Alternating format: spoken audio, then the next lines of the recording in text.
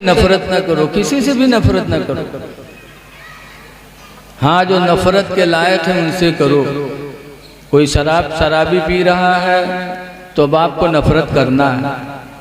कोई जुआरी है तो उससे नफरत करना है। हदीस पाक में नबी हुरैरा, जरा आवाज चाहे थोड़ा और मीठी करो। अन अबी हुरैरा क़ाला क़ाला रसूलुल्लाह सल्लल्लाहु अलैहि वसल्लम, हज़रत अबू हुरैरा रज़ियल्लाहु ताला अन्हु से रवायत है, फरमाते अल्लाह के रसूल ने इरशाद फरमाया, ला तहस्ससू, किसी को ऐब न लगाओ, वला तजस्ससू, और किसी के अंदर ऐब तलाश न करो, वला तहासदू, और आपस में हसद न करो, वला तबागदू, और किसी से बुग़्ज़ न करो, वकुनू इबादल्लाहि इख़वाना, और अल्लाह के बंदो आपस में भाई भाई हो जाओ, आपस में भाई भाई बन जाओ, हसद न करो। और मौलवी से हसद न करो। कुरान हकीम के एक आयत मैंने पढ़ी, अल्लाह ताला फरमाता, मन आमिला सालिहा, जिसने अच्छा अमल किया, मिन ज़करिन औ उन्सा, चाहे वो मर्द हो चाहे वो औरत हो, वहुवा मोमिन, दरा हाले कि वो ईमान वाला है। ईमान की शर्त लगी हुई कि ईमान के साथ आमाल सालिहा करने वाला अगर है तो अल्लाह का वादा है, फलनुहयिन्नहु हयातन तय्यबा, तो हम उसको अच्छी जिंदगी दे देंगे। अल्लाह अच्छी जिंदगी देगा किसको? जो ईमान के साथ आमाल सालिहा करेगा। ईमान बहुत ज़रूरी है। हमारे तुम्हारे इमाम आज़म अबू हनीफा रहमतुल्लाह अलैह एक जलसे में तकरीर कर रहे थे, तो एक बुढ़िया अपन बकरी लेके आई, और के बकरी के दाढ़ी रहे लाए के ठड़ियाए दे। कैसे इमाम आज़म ही बताओ, तुम्हारी दाढ़ी बढ़िया है कि हमरे बकरी की दाढ़ी बढ़िया है? हम लोग हुए तो झपड़ियाई दे, लेकिन इमाम आज़म अबू हनीफा बड़े संजीदा थे। उन्होंने कहा, बूढ़ी माँ, अगर मैं ईमान पर दुनिया से गया तो मेरी दाढ़ी तुम्हारी बकरी की दाढ़ी से अच्छी होगी, और अगर मैं कहीं खुदा न करे बेईमान होके दुनिया से गया तो तुम्हारी बकरी की दाढ़ी मेरी दाढ़ी से अच्छी होगी। पता चला, चाहे दाढ़ी हो, चाहे नमाज हो, चाहे दीगर अमाल हो, सबकी कबूलियत का दारो मदार ईमान है। इसलिए ईमान की हिफाजत बहुत ज़रूरी है। अच्छी ज़िंदगी अल्लाह अता करेगा। अच्छी ज़िंदगी का मतलब क्या है? हम लोग समझते हैं अच्छी ज़िंदगी उसकी है जिसकी 2-3 मंजिला कोठी बनी हो, 4-5 कारें खड़ी हों, कोई ओहदा वाला हो, कोई कंपनी भट्ठा वाला हो, सुबह जी के दरवाजे 10-20 आदमी मिलके तेल लगावत हो, वो कई जिंदगी हम लोग बढ़िया समझते हैं। लेकिन ये लोगों चारों इमाम में से एक इमाम मालिक रज़ियल्लाहु ताला अन्हु से पूछा गया कि इमाम मालिक ये बताइए, हयात तय्यबा क्या है? अच्छी जिंदगी अल्लाह देगा, अच्छी जिंदगी का मतलब क्या है? तो हजरत इमाम मालिक ने अच्छी जिंदगी की तारीफ किया था, अल्लज़ी याकुलु हलाला, अच्छी जिंदगी उसकी है जो हलाल रोजी खाए, वयल्बसु हलाला, और अच्छी जिंदगी उसकी है जो हलाल कपड़ा पहने, जिसका लिबास हलाल हो, जिसकी रोजी हलाल हो। इमाम मालिक कहते हैं सबसे अच्छी जिंदगी उसी की। साहबे किराम की जिंदगी देखो, किस तरह वो रोजी में एहतमाम करते थे। आपने सुना होगा एक सहाबी हैं जिनका नाम है हज़रत अबू दुजाना रज़ी अल्लाह अन्हु। हुजूर के पीछे पांचों वक्त की नमाज पढ़ते थे। 4 वक्त में रुकते थे नमाज के बाद, और फजर में जैसे नमाज ख़त्म होती फ़ौरन भाग लेते मस्जिद नबवी से। कुछ लोगों ने शिकायत किया कि अल्लाह के रसूल, अबू दुजाना नमाज फजर के बाद बहुत जल्दी भागते हैं, क्या मामला है? हुजूर ने बुलाया, कहा अबू दुजाना तुम बहुत जल्दी भागते हो सुबह। तो उनका बयान सुनो। कहते हैं अल्लाह के रसूल, मेरे पड़ोस में एक यहूदी है और उसका आंगन मेरा आंगन एक है, बीच में सिर्फ पर्दे की दीवार है और उसके आंगन में खजूर का पेड़ लगा है और इस वक्त खजूरों का मौसम है।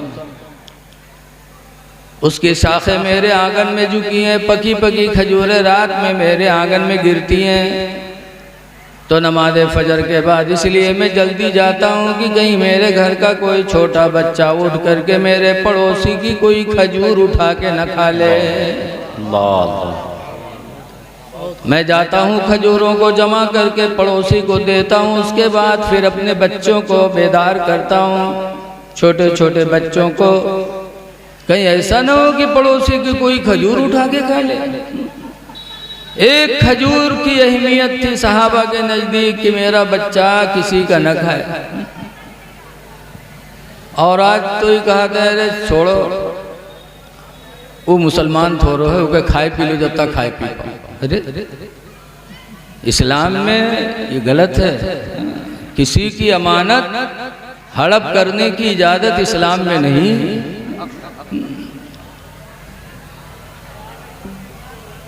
इसीलिए हुजूर सल्लल्लाहु अलैहि वसल्लम ने जब फतेह मक्का फरमाया तो फतेह मक्का के दिन 10,000 की फौज सरकार के साथ थी। जब काबे के पास पहुंचे, ए भैया जरा बैठ जाओ, आप अपने चक्कर में पीछे वाले न खराब करो मामला। हुजूर जब पहुंचे खाने काबा के पास तो उस ताले की चाबी उस्मान बिन तलहा के पास थी। उस्मान बिन तलहा सरकार को देखे तो चाबी लेके काबे की छत पे चढ़ गए। सरकार ने मांगा, उस्मान चाबी दे दो। कहा ना, चाबी तो नहीं दे सकता।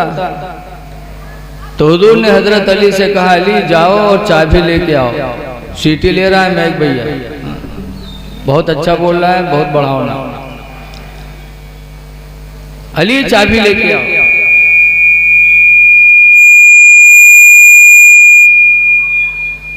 हजरत अली काबे की छत पे गए। उस्मान ने देने से इनकार किया तो हजरत अली ने एक हाथ से उनका एक हाथ में रोड़ा, दूसरे हाथ से चाबी छीनी। अल्लाह के शेर थे वो। चाबी लेके आए, हुजूर को दिया। दरवाज़ा खोला, हुजूर काबे के अंदर गए, अल्लाह को याद किया, इबादत की। उसके बाद जब निकले ताला बंद किया तो चाबी लेने के लिए हुजूर के सगे चचा हजरत अब्बास आ गए। अब्बास कहते हैं, मेरे भतीजे ये चाबी हमें दे दो, काबे का मुतवल्ली हमको बना दो। आज भी मुतवल्ली हो बहुत शौक रहा थे लोगों के। बोलो, मदरसे के मालिक बने के शौक, मस्जिद मुतवल्ली बने के शौक। लेकिन बहरहाल हम तो अच्छे दिल से ही हुजूर के चचा को याद करते हैं, याद करते रहेंगे। उन्होंने कहा कि इसकी चाबी हमें दे दो, काबे का मुतवल्ली हमको बना दो। जैसे हजरत अब्बास ने चाबी मांगी वैसे अल्लाह ताला ने फौरन हजरत जिब्रील को भेजकर कुरान की आयत नाजिल की और अल्लाह ने अपना हुक्म सुनाया। कहा जिब्रील जाओ, अब्बास चाबी मांग रहे हैं, जाके मेरा पैगाम सुना दो। इन्नल्लाह ला यामुरुकुम, अल्लाह बेशक तुमको हुक्म नहीं देता है, अंतुअद्दुल अमानात इला अहलिहा, कि जिसकी बेशक अल्लाह इन्नल्लाह यामुरुकुम, बेशक अल्लाह तुम्हें हुक्म देता है तो अद्दुल अमानात इला अहलिहा कि जिसकी अमानत हो उसे वापस कर दो। अल्लाह तुम्हें हुक्म दे रहा है कि जिसकी अमानत है उसको दो। चाबी उस्मान से लिया था तो अमानत उस्मान की है, उस्मान को दो। हुजूर ने अपने चाचा से फरमाया चाचा आपको नहीं मिल सकती, चाबी उस्मान के पास थी, उस्मान ही के पास रहेगी। हजरत अली को दिया, कहा अली जाओ ये चाबी उस्मान को दे दो, अल्लाह का हुक्म नाजिल हो चुका है कि जिसकी अमानत है उसको दो। हजरत उस्मान चाबी लेकर के गए ऊपर। हजरत अली उस्मान से कहते लो उस्मान अपनी अमानत ले लो। तो जब बहुत अदब से दिया तो उस्मान ने कहा था अली चाबी तो बड़ी बहादुरी दिखा के लेके गए थे और वापस देने आए हो तो बड़ी नरमी से दे रहे हो। कहा क्यों ना दूं, जिस पैगंबर पर हम ईमान लाओ उस पैगंबर पर अभी अल्लाह का हुक्म नाजिल हुआ है। अल्लाह ने फरमाया इन्नल्लाह यामुरुकुम अन तुअद्दुल अमानात इला अहलिहा कि बेशक अल्लाह हुक्म देता है कि जिसकी अमानत है उसे दे दो। तो तुम्हारी अमानत है इसलिए मैं तुमको दे रहा हूँ। तब उस्मान बिन तलहा ने कहा था अली इस्लाम इतना पाकीज़ा मज़हब है, इतना अच्छा मज़हब है कि वो किसी की अमानत नहीं हड़प करने का हुक्म देता, उसका हुक्म है जिसकी अमानत हो उसे दे दो। अली जिस इस्लाम के अंदर ये हुक्म हो कि किसी की अमानत हड़पी न जाए, खुदा की कसम वो इस्लाम कभी झूठा नहीं हो सकता। मैं कलमा पढ़ता हूँ ला इलाहा इल्लल्लाह मुहम्मदुर रसूलुल्लाह सल्लल्लाहु अलैहि वसल्लम। उस्मान बिन तलहा इस्लाम का ये हुक्म सुनकर ईमान की दौलत से सरफराज हो गए। और आज हम मुसलमान होकर के किसी की दुकान किराए पे ले लिए और 2-4 साल चले, उसके बाद कहीं नहीं हमारे बप्पा के मुकदमा लड़ गए। अरे मकान किराए पर लिया फिर कब्जा, तुम मुसलमान हो और दूसरी की अमानत हड़प कर रहे हो। ऐ लोगों, सबसे नेक इंसान वही है जिसकी रोजी हलाल हो, जिसका लिबास हलाल हो। तो अल्लाह अच्छी जिंदगी अता फरमाएगा। आज इस दारुल उलूम में आप बैठे हैं, आमाले सालिहा ईमान के साथ जरूरी है। आमाले सालिहा में सबसे बेहतर अमल है कौन? हदीस पाक में अन अब्दुल्लाह इब्न मसूद, हजरत अब्दुल्लाह बिन मसूद से रवायत है, काला सालना रसूलुल्लाह, हम लोगों ने अल्लाह के रसूल से सवाल किया अय्युल अमल यहब्बु इलल्लाह, अल्लाह के रसूल कौन अमल अल्लाह को ज्यादा महबूब है, कौन अमल महबूब है? तो हुजूर ने फरमाया सलातु अला वक्तिहा, नमाज को नमाज के वक्त पर अदा कर लेना, यही अमल अल्लाह को सबसे ज्यादा पसंद है। ईमान के बाद वक्त पर नमाज को अदा करना।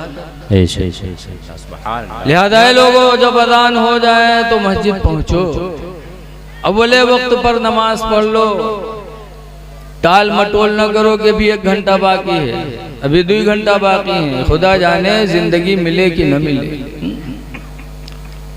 गनीमत समझो जो सांस अल्लाह ताला हमें तुम्हें अता कर दे। नमाज को नमाज के अव्वले वक्त पर पढ़ लो। इसीलिए हजरत अली शेर खुदा रज़ी अल्लाह ताला ने भी कहा करते थे कि 3 चीजों में जल्दी करो। नंबर 1 पर फरमाते थे अस्सलातु इज़ा आतत वक्तुहा, जब नमाज का वक्त आ जाए तो फौरन नमाज अदा कर लो। हजरत अली भी कहते। दूसरे नंबर पर फरमाया था वल जनाजा तो इज़ा हदरत, और जनाजा जब तैयार होके आ जाए तो फौरन उसको दफनाओ, उसमें देरी न करो।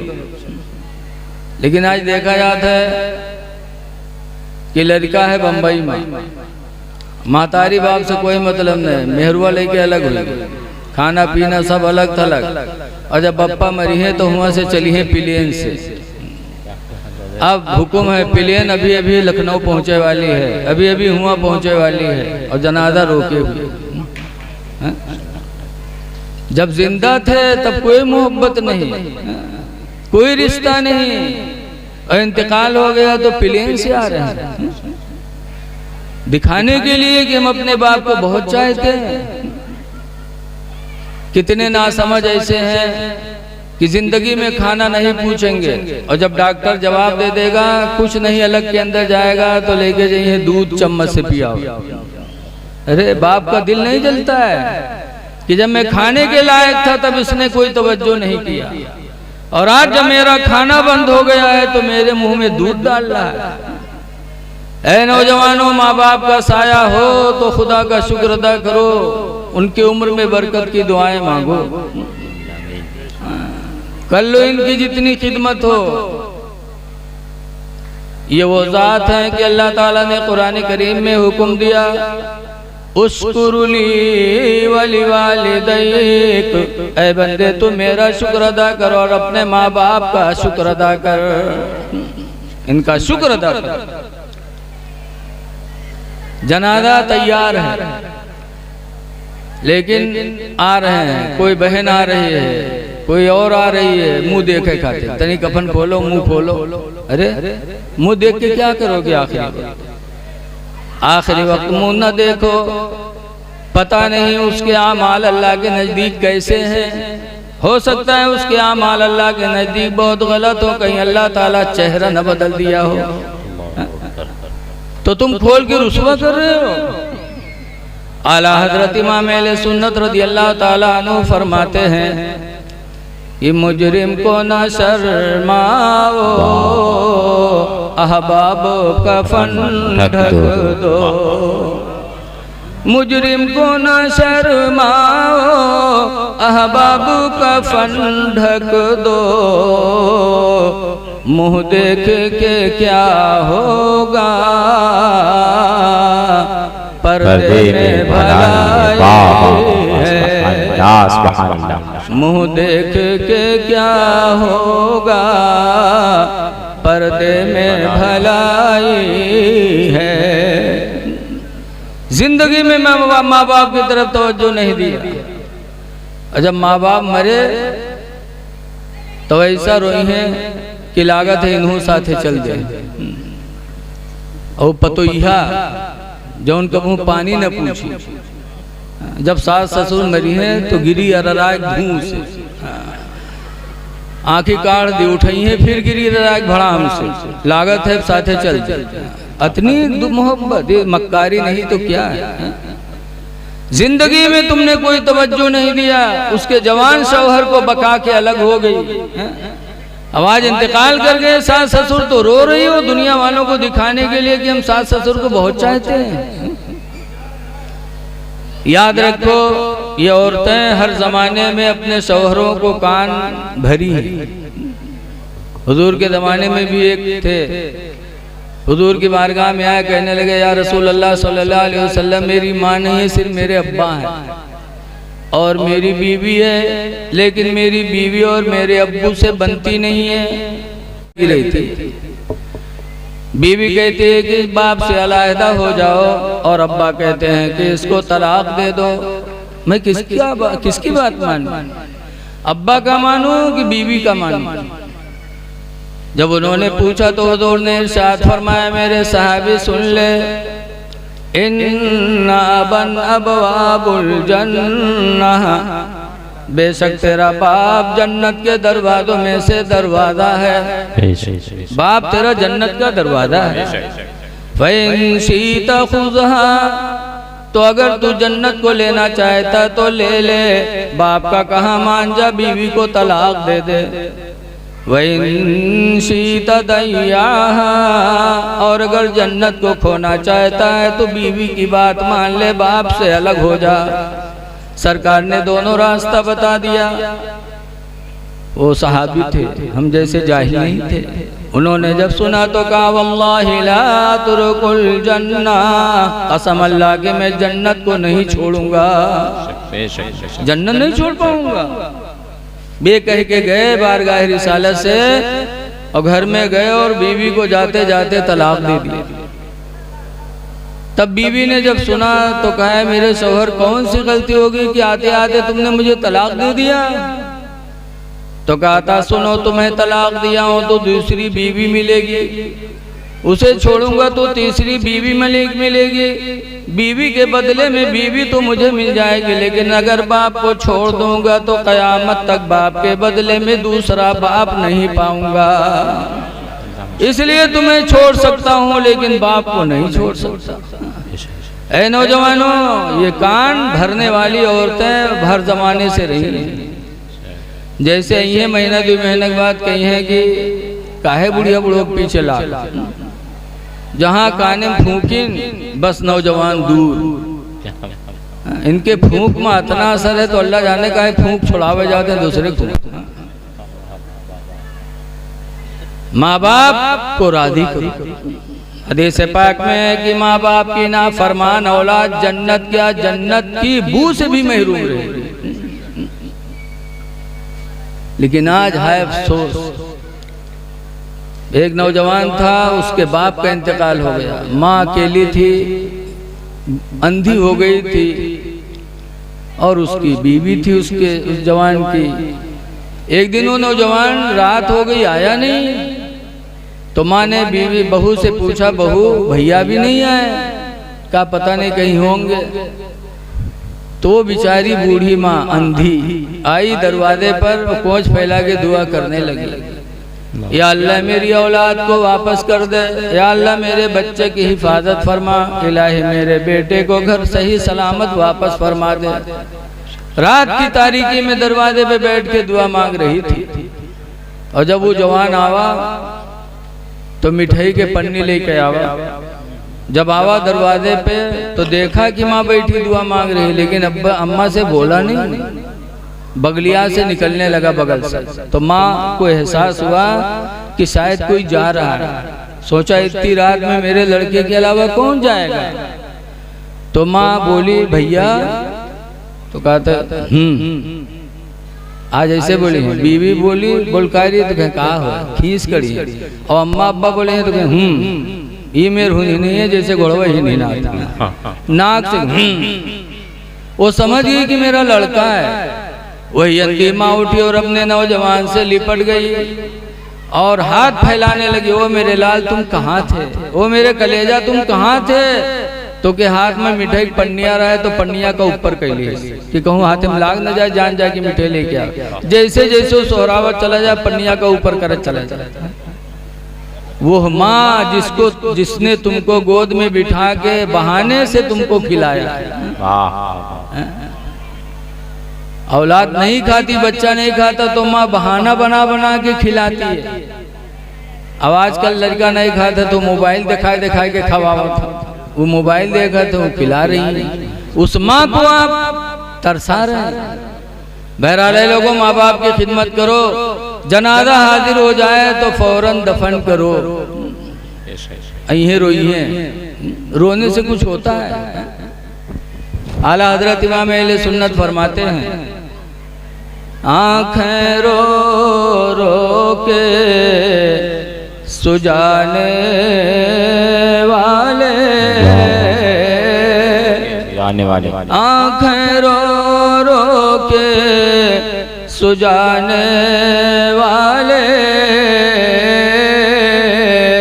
और जाने वाले नहीं आने वाले, जाने वाले नहीं आने वाले। दुआ करो, दफन कर दो तो माँ बाप की कब्रों पे जाया करो। आज हम अजमेर शरीफ चले जाते, देवा शरीफ चले जाते, बहरे शरीफ चले जाते, लेकिन माँ बाप की कब्रों पे हाजिरी की तौफीक नहीं होती। ऐ लोगों, बुजुर्गों की कब्रों पे जाओ, लेकिन अपने माँ बाप की कब्रों पे भी चले जाया करो।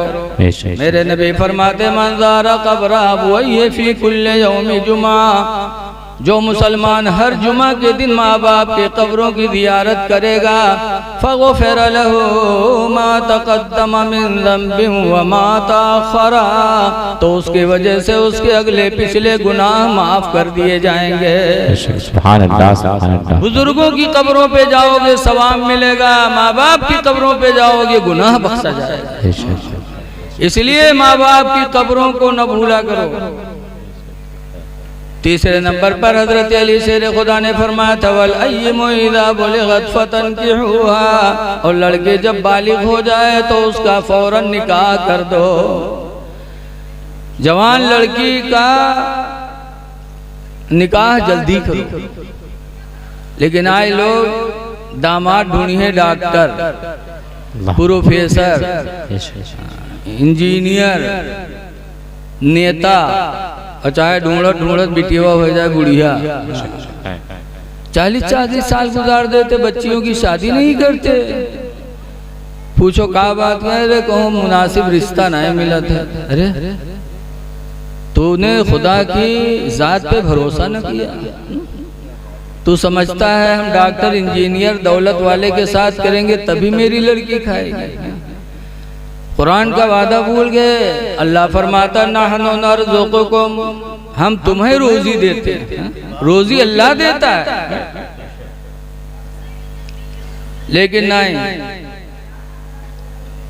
एक आदमी रहा ऐसे कि बिटिया रहा है, जवान हो गए, रिश्ता लगा तो एक लड़के के साथ लगवा तो वो देखे हुआ लड़कवा का तो दाढ़ी रखा है रहा। तो कहे जा यार ये तो मुल्ला है हो, ये का कमाई का खवाई, छोड़ो। मुल्ला लोगन के तनख्वाह 5,000, 6,000, 7,000। कोनो पैंट बूसट वाले का ढूंढ दो, मिल गया पैंट बूसट वाला। शादी तय हो गए। जब शादी का दिन आया तो का दुल्हा बनावे खातिर नवहावे चले पैंट बूसट वाले।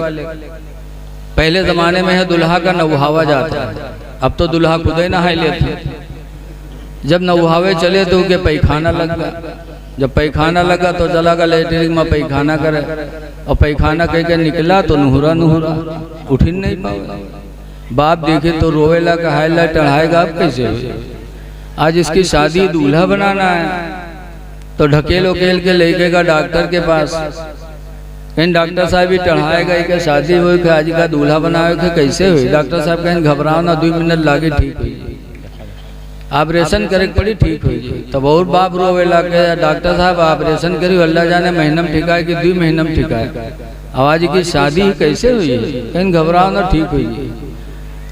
लेके के डॉक्टर साहब ऑपरेशन रूम में, और दरवाजा बंद की, और 2 मिनट नहीं लाग दरवाजा खोल दी, सीधा सीधा निकला ठीक ठाक।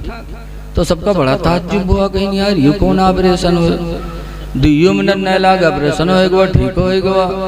तो पूछा लगे डॉक्टर साहब कौन बीमारी रहे, 2 मिनट नहीं लाग ऑपरेशन हो गई, ठीक हो गया।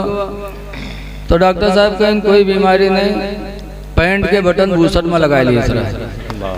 पैंट के हुक बूसट में, बताओ हिया हुक हिया लगा ली तो आदमी उठ पाई।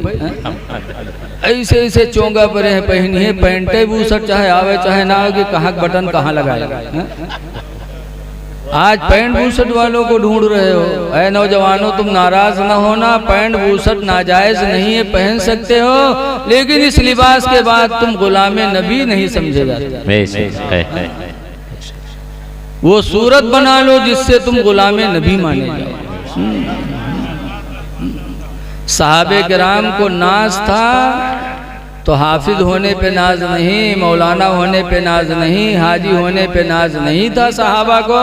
अगर सहाबा को नाज था तो नबी की गुलामी पे नाज था। सुभान अल्लाह, सुभान अल्लाह। इसीलिए एक सहाबी है जिनका नाम है हजरत सफीना। अल्लाह की राह में निकले जिहाद के लिए, साथियों से बिछड़ गए, बाद में अकेले हो गए। चले तो जंगल का रास्ता था, जंगल में घुसे, कुछ ही कदम बढ़े थे कि जंगल का शेर सामने आ गया। शेर सामने है, हजरत सफीना सामने है। लोगों ये बताओ हमका तुमका अगर कहूँ गन्ना खेत में शेर मिल जाए तो हमार तुम्हार का हाल है बताओ। नीचे कपड़ा तो पहले खराब हुई है, लेकिन वाले रसूलुल्लाह के सहाबी की शान। जब जंगल में तन्हाई में शेर को देखा तो हजरत सफीना ने फरमाया था, जिनका फरमान आज भी बुखारी की हदीस में लिखा है। उन्होंने कहा था, या अबल हारिस, ए जंगल के शेर, अना मौला रसूलुल्लाह, मैं रसूलुल्लाह का गुलाम हूँ। अना मौला रसूलुल्लाह, मैं रसूलुल्लाह का गुलाम हूँ। ये नहीं कहा था नल मुसल्ली, मैं नमाजी हूँ, या ना आलिमुन, मैं आलिम हूँ। आलिम नमाजी नहीं कहा था, बल्कि कहा था ना मौला रसूलुल्लाह, मैं रसूलुल्लाह का गुलाम हूँ। हदीस में जैसे जंगल के शेर ने सुना था नबी के गुलाम है, फ़ाक़बल असद बस बसतन, वो शेर आगे बढ़ा अपनी पूंछ को हिलाते हुए। और जानवर पूंछ कब हिलावा? जब किसी से बड़ी मोहब्बत करते हैं। कुत्ता का देखो, कुत्ता का जहाँ अपने मालिक का देखिए, अब उनके पूंछ रुकी ना, टुन टुन टुन टुन टुन टुन टुन टुन चलती कि नहीं चलती? ये उनके मोहब्बत की निशानी है। हदीस में वो शेर आगे बढ़ा पूंछ को हिलाते हुए, वक़ब्बल क़दमैहि, और आकर के हजरत सफीना के पैरों को चूमा, वक़ाम इला जंबिही, और पैर चूम कर उनके पहलू में आके खड़ा हो गया। वसारा माहो, और हजरत सफीना के साथ साथ वो शेर जंगल में चलने लगा। ये सोच कर के नबी के गुलाम जा रहे हैं, कोई जंगल की कोई दूसरी चीज नबी के गुलाम को तकलीफ न दे दे, तो शेर रसूलुल्लाह के गुलाम की निगरानी भी करने लगा। याद आए लोगों, गुलामे नबी बन जाओ, चेहरे पे दाढ़ियां सजा जाओ, दाढ़ी रख लो। ये अल्लाह के नबी ने किससे फरमाया था? कुस्सो सवारी, मोछों को कतरवा डालो, वाफुल्लोहा, दाढ़ी बढ़ा लो। किससे कहना है? अल्लाह के कलमा पढ़ने वालों ही से कहा था। आप दाढ़ी बनवा रहे हो, या अली अली का नारा भी लगा रहे हो। हजरत अली शेर खुदा की जिंदगी क्या थी? एक दिन जा रहे थे, उधर से एक यहूदी आ रहा था। हजरत अली की दाढ़ी इतनी भरी हुई थी, माशाअल्लाह, बहुत खूबसूरत दाढ़ी पूरी। यहूदी आ रहा था, उसके दाढ़ी पर यक्के भी बाल जा मेरा है, थोड़े से थे जैसे उसे चिल्लियक देखे हुई हो, तनिके लगाए रहा था, यक्का द्वीप का बाल। हजरत अली के चेहरे को देखा तो हैरत में पड़ा। कहा, अल्लाह के शेर, ये बताओ कि तुम्हारे चेहरे पे दाढ़ी के बाल इतने उगे हैं और हमारे चेहरे पे दाढ़ी के बाल यक्का दुक्का उगे हैं, ऐसा क्यों? कुरान से इसका जवाब दो। क्योंकि तुम्हारे पैगंबर ने तुमको बाबुल इल्म कहा, तुम इल्म के दरवाजा। इसका जवाब तुम्हें कुरान से देना पड़ेगा। तो हजरत अली ने फौरन कुरान की आयत पढ़ करके उसको जवाब दिया। क्या पढ़ा था? फौरन पढ़ा। कहा, हाँ, अल्लाह ताला ने इसका बयान भी कुरान में फरमाया है, वल बलदुत तय्यिबु यखरुजु नबातुहु कसीरन बिइज़्नि रब्बी, कि जो जमीन अच्छी होती है उसके पौधा अल्लाह के हुक्म से ज्यादा निकला करते हैं। जो जमीन अच्छी होती है अल्लाह के हुक्म से पौधा ज्यादा उगाती है। लाकिन खबूसा, लेकिन जो जमीन खबीस होती है, बेकार होती है, ला यखरुजु इल्ला नकदा, वो पौधा नहीं निकाला करती मगर यक्का दुक्का। जैसे पूछा था वैसे हजरत अली ने जवाब दिया। यहूदी कहने लगा, अली खुदा की कसम तुम्हारे पैगंबर का हर हर फरमान सच्चा है, और कलमा पढ़ा मुसलमान हो गया। वाह वाह, सुभान अल्लाह, सुभान अल्लाह। नारे तकबीर, नारे रिसालत, जश्न ईद मिलादुन नबी, जश्न ईद मिलादुन नबी, नारे तकबीर, नारे रिसालत, सुभान अल्लाह, सुभान अल्लाह। आज आप आला हजरत के मानने वाले हो। आला हजरत के पास एक गुजराती आया था, गुजरात से। आया कहा, हुजूर दुकान नहीं चल रही, कोई वजीफा बता दीजिए। तो आला हजरत ने फरमाया, वजीफा पढ़ना मुस्तहब है और दाढ़ी रखाना वाजिब है। क्या बात। और तुमने वाजिब ही को छोड़ा है, तो वाजिब छोड़कर मुस्तहब अल्लाह कहाँ कबूल करेगा? पहले वाजिब पर अमल करो, फिर मुस्तहब की तरफ बढ़ो। आला हजरत ने कोई वजीफा नहीं बताया, वो गुजराती वापस चला गया। कुछ दिनों के बाद जब उसकी दाढ़ी मुकम्मल हो गई, तब बरेली फिर हाजिर हुआ। आला हजरत के पास आया तो आला हजरत मुस्कुरा के फरमाते, हाँ हाँ सुभान अल्लाह, अब तुमने वाजिब को पूरा कर लिया है, अब अल्लाह तुम्हारे वजीफे को भी कबूल फरमाएगा। सुभान अल्लाह। और उसके बाद आला हजरत फाजिल बरेलवी ने वजीफा बताया, वो गुजराती माला माल हो गए माशाअल्लाह।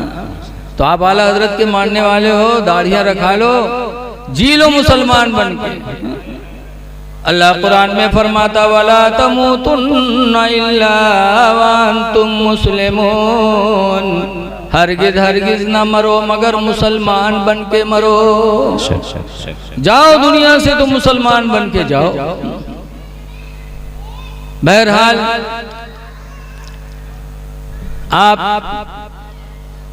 इस जलसे में आए हो तो अपने आप को अल्लाह और उसके रसूल का फरमाबरदार बनाने की कोशिश करो, नमाजों को वक्तों पे अदा करो।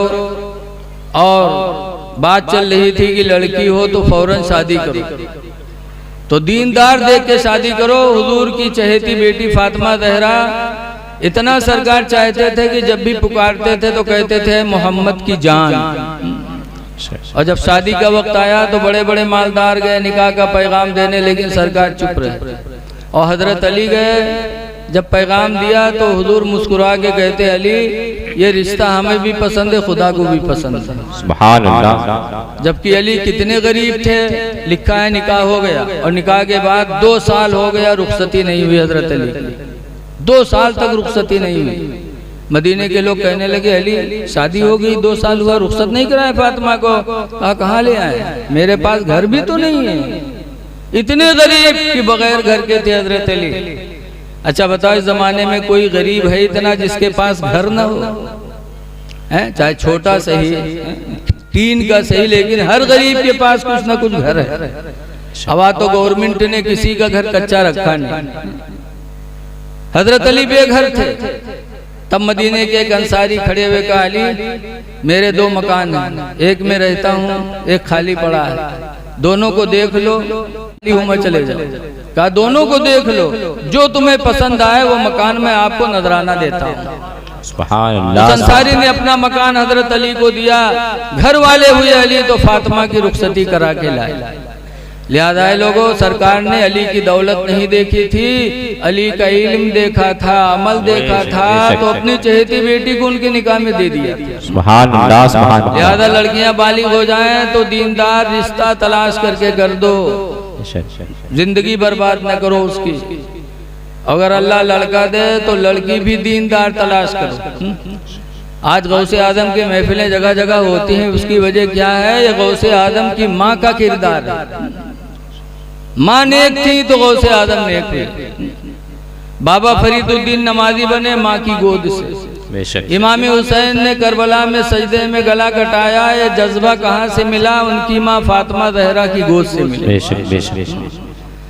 लिहाजा लड़कियां भी दीनदार तलाश करो। कल की औरतें दीनदार होती थी, इसीलिए कहा गया उतलबुल इल्मा मिनल महदी, माँ की गोद से इल्म हासिल करो। बच्चों का सबसे पहला मदरसा माँ की गोद है। कल की माएँ बच्चे को अपने सीने पे लिटा के दरूद की थप्पियां दे के सुलाती थी कि सो जाओ या मुस्तफा कहते कहते, अकुले आँखों सल्ले आला कहते कहते, इस तरह सुलाती थी। तो बच्चे आशिके रसूल भी होते थे, मस्जिद के नमाजी भी होते थे। और आज की हमारी माँ बहन, अब तो मोबाइल चल गया है, वरना मोबाइल से पहले जहाँ लड़का रोवे लागे वह कहाँ दरूद कहाँ कलिमा, उठाई बिस्तर पटकी है तके भदर भदर पिटी है। ये सो जा खनत मनत भी कौड़ी पाए, कौड़ी लेके गंग बहाए, गंगा माता बारूदीन, बारू लेके भुजवक दिया, भुजवाम का लावा देश। आज भी देहातों में होता। अल्लाह जाने कहानी कहाँ से पिटिया ले, नहीं के कोनो किताब आज तक हम पावा, न कोनो एक टीचर पावा, अल्लाह जाने कहाँ से पिटिया ले, बड़ी देर तक पीटा था। हम तो देहाती आदमी सुना करे थे, बड़े बिरोग से कहे सो जा खनत मनत भी कौड़ी पाए, कौड़ी लेके गंग बहाए, गंगा माता बारूदीन, बारू लेके भुजवक दिया, भुजवाम का लावा देश, लावा लेके खीर बनाए, सब घर खाए, कहानी बिलैया खाए, छू तब फूंक छोड़। तो बताओ लड़का मुसलमान बनी, जब महतारी इतनी बड़ी चूड़ियलिन फराडी, कहा था खीर बनावा सब घर गए कानी बिलैया खेल बताओ। हम बुढ़ाए के आज तक कानी बिलैया नहीं देख पावा, इनके रोज मुलाकात कानी बिलैया सो। अल्लाह जाने बिलैया कानी मिला था कि खुदा कानी रहा था। दीनदार लड़की तलाश करो, दीनदार लड़की से रिश्ता करके लाओगे तो अल्लाह ताला उसकी बरकतें तुम्हें अता करेगा। कुरान में अल्लाह ने फरमाया दीनदार रिश्ता तलाश करो। इन यकूनु फुकरा, अगर जो फकीर हो गरीब हो रिश्ता कर लो। युगनिहुमुल्लाहु मिन फज़लिही, तो अल्लाह उन्हें अपने फजल से माला माल बना देगा। इसलिए मेरे दीनी भाइयों, 4 दिन की जिंदगी मिली है, खुदा को राजी कर लो, नमाजों को वक्तों पे अदा कर लो। नमाज पढ़ोगे तो इंशाअल्लाह बड़ी बड़ी मुसीबतों से निजात पाओगे। हमारी माँ बहनें बैठी हैं, इनकी एक बहन है बसरा में जिनका नाम है राबिया, राबिया बसरिया। मेरी माँ बहनों, तुम्हारी वो भी बहन थी। एक दिन घर में सो रही थी, घर वाले कहीं मेहमानी में गए थे, इत्तेफाक से चोर पता लगा के पहुंच गया। डाका डालने वाले पहले से पता लगाते कहाँ रखा है। पहुंच गया, घर में घुसा, देखी इसके अकेले एक औरत सोते तो बहुत खुश हुआ कि अकेले है, अगर उठ पे तो एक घूसन का जमीन पकड़ाए तो भी करी काम। बड़े आराम से माल तलाश किया और चादर में बांधा और राबिया के घर से निकलने लगा। राबिया सो रही है। तारीख में है कि जैसे वो चोर माल की गठरी लेके राबिया के घर से निकलना चाहा, वैसे अल्लाह ताला ने उसे अंधा बना दिया। जब अंधा हुआ तो गठरिया फेंकी, कही अल्लाह मैं चोरी नहीं करूंगा, या अल्लाह तौबा कर तो मेरी आंखों की रोशनी वापस कर दे। अल्लाह बड़ा रहीम करीम, फेंक दिया गठरिया और तौबा किया तो अल्लाह ने उसकी आंखों की रोशनी वापस कर दी। सुभान अल्लाह। जब देखे लाग तो ठाड़ सोचे कि कहूँ बेर बेर थोरो हो, फिर गठरिया उठा लिया, फिर उठा एक मुड़प चला। जब फिर चला तो फिर अल्लाह ने अंधा कर दिया। जब फिर अंधा किया तो फिर गठरी फेंकी, तौबा किया तो अल्लाह ने आंखों की रोशनी वापस की। तब चोर कहता है या अल्लाह जिंदगी गुजर गई, बड़े बड़े घरों में मैंने डाका डाला है, लेकिन या अल्लाह जिस घर में चोरी पे कुदरत नहीं मिलती, जबकि तन्हा एक औरत सो रही है, तो गैब की आवाज आए मेरे बंदे तू बड़े बड़े घरों में डाका डाला होगा, लेकिन राबिया के घर में डाका नहीं डाल सकता, इसलिए कि राबिया नमाज ऐशा पढ़ के सोई है। नमाज ऐशा की बरकत से मेरे फरिश्ते उसके जानो माल की हिफाजत का पहरा लगा रहे हैं। सुभान अल्लाह, सुभान अल्लाह। जिस घर में मेरे फरिश्तों का पहरा होगा उस घर में तू चोरी कैसे कर सकता है? तब चोर रोया था, या अल्लाह जिंदगी गुजर गई माले हराम के चक्कर में, और इस रुए जमीन पर तेरी बंदियां ऐसी हैं कि नमाज पढ़ के सोती हैं तो उनकी हिफाजत के लिए आसमानी फरिश्ते नाजिल होते हैं। चोर निकला तो नमाज का इरादा लेके निकला राबिया के घर से। ऐ मुसलमानों, इस पुरफतन दौर में अगर हिफाजत चाहते हो अपनी जान माल इज्जत आबरू की, तो नमाजें पढ़ो, तभी हमारी जान माल महफूज रहेगी। वरना अल्लाह ने बहुत पहले अल्लाह के रसूल ने हजरत मुआज़ इब्न जबल से कहा था, जब गवर्नर बनाया था यमन का, और गवर्नर बनाने के बाद सरकार ने कुछ बातें कही थी मुआज़ से, उनमें एक बात ये भी थी कि ला ततरुकन्ना सलातम मक्तूबतम मुतअम्मिदा, हरगिज़ हरगिज़ ऐ मुआज़ गवर्नर बन गए हो लेकिन नमाज को न छोड़ना। फ़इन्न मन तरक सलात मुतअम्मिदा, इसलिए कि जिसने नमाज फर्ज को छोड़ा जानबूझकर, फ़क़त बरियत मिन्हु ज़िम्मतुल्लाह, तो अल्लाह की ज़मानत उस बंदे से अलग हो जाती है। लिहाजा अल्लाह की ज़मानत चाहते हो, हिफाजत चाहते हो, तो नमाजों की पाबंदी करो, नमाज पढ़ोगे इंशाअल्लाह दुनिया में भी बलाओं से बचोगे। हमारा तो बहुत करीब का तजर्बा है। हमारा गांव खन्नापुरवा जंगल के दायरे है। अक्सर लोग लकड़ी चोरी से काटते हैं, पकड़े जाते, मारे जाते, फिर काटते हैं। एक दफा 3 आदमी हमारे गांव पकड़ गए, नेपाल बॉर्डर पे रुपैडिया थाना है, पकड़ के पुलिस लेके गए। तीनों का बैठे, दरोगा जी आए, चाय पानी कह के पट्टा उठाए, जब मारे चले तो मैं एक तो बहुत चालू रहा है, बझट से उठाओ नियत बांध लिए, और 2 ठो सिधक्के बैठे रहे। उन्हीं दोनों पे दरोगा जी जुट गए, उनका दोनों मारिन वारिन मार के जब उके लंग बढ़े तो फिर उठा नियत मान ली झप से, तो दरोगा जी बाहर से लौट गया है। फिर इन्हीं दोनों जुटे, इनका दोनों मारे और जब भूखे लग जाए तो के नमाजें नहीं खत्म हुई, सलाम फेरे कि बांधे ठाड़। घंटाहन गुजर गया, उनके नमाज नहीं खत्म, उन्हीं दोनों बेचारे बारी बारी मारे जाए जब तक के गांव से रुपया बटूर गया। जब रुपया बटूर के थाने में गया, दरोगा जी रुपया पाएंगे तो छोड़ देंगे। जब छोड़ी तीनों गांव में आए तो दोनों का गरिया है, कहीं सार कब के नमाजी हुए गरा हो, ये सारे घंटाहन भर नमाजें नहीं खत्म है। भला कम से कम थोड़ी देर इका मर्जी, तब तक तो हम लोग सौताए ली, लेकिन अल्लाह जाने कौन नमाज शुरू कर दी इसे के घंटाहन नमाजें नहीं खत्म। नमाज पढ़ा था दरोगा जी के मार के डर से, तो नमाज के बहाने बच गया दरोगा जी के मार से। अगर सच्ची नमाज पढ़ा होता तो आखिरत में अल्लाह के अज़ाब से भी बच। वाह वाह वाह, सुभान अल्लाह, सुभान अल्लाह, जिंदाबाद। नमाजें पढ़ो और आमाले सालिहा करो, खुदा जाने किस वक्त बुलावा आ जाए। मौत को याद करो। हिंदुस्तान में अंग्रेजों की हुकूमत थी, हिंदू मुस्लिम सब परेशान रहे, सब मिल करके अंग्रेजों को भगाए। उस जंग में 16,000 आलिम शहीद हुए थे, 16,000 आलिम शहीद हुए। उन्हीं में एक मौलाना किफायतुल्लाह मुरादाबाद के थे, उनको अंग्रेजों ने फांसी दिया था। जब फांसी पे चढ़ाया तब पूछा था मौलाना किफायतुल्लाह, आखिरी वक्त तुम्हारी कोई ख्वाहिश? तो कहा था हाँ एक ख्वाहिश है। गोरखपुर के आदमी हो तो कहा था तेरी मेहरबक बलाए तो देख ली।